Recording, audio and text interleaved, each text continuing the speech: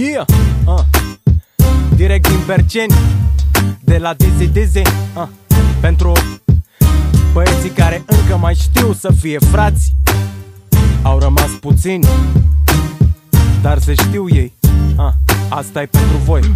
Și de fiecare dată când am pornit pe drum, am avut întotdeauna ceva să facă fum. Altfel, la dracu mă duceam, dar acum sunt acolo unde îmi imaginam. Am un loc printre băieții mei și cât ai vrea n-ai să poți să-l iei. E vorba de respect, de intelect. Gândește-te că toate se termină în act. Erect, rămân pe viață. Respect tot ce e în viață. Direct trăiesc că timpul trece, că acum vine ea și mă lasă rece. Vreau să știu că n-au trecut degeaba anii în care ne-am făcut treaba și banii au aceeași culoare când fac parte cu tine, frățioare. Vreau să știu că n-au trecut degeaba anii în care ne-am făcut treaba și banii au aceeași culoare când fac parte cu tine, frățioare. de fiecare dată am împărțit ce-am avut și n-am fost niciodată prea avut, dar mi-a plăcut să fiu frate cu frate.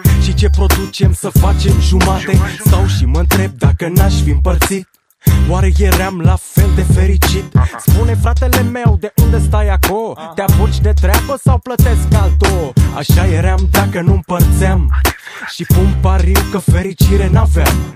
Timpul trece prea repede, frățioare, și nu înțeleg de ce asta doare. Mai dă foc la una, să treacă mai greu. Nu mai poți, lasă că o aprind eu. Totul se mișcă prea repede pentru mine și cred că e la fel și pentru tine. Vreau să știu că n-au trecut degeaba anii în care ne-am făcut treaba și banii au aceeași culoare când fac parte cu tine, frățioare. Vreau să știu că n-au trecut degeaba anii în care ne-am făcut treaba și banii au aceeași culoare când fac parte cu tine, frățioare.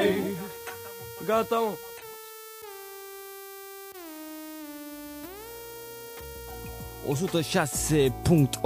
FM, Radio Sud Stil, Radio Pirat, care vă prezintă pulsul hip-hopului din zona de sud.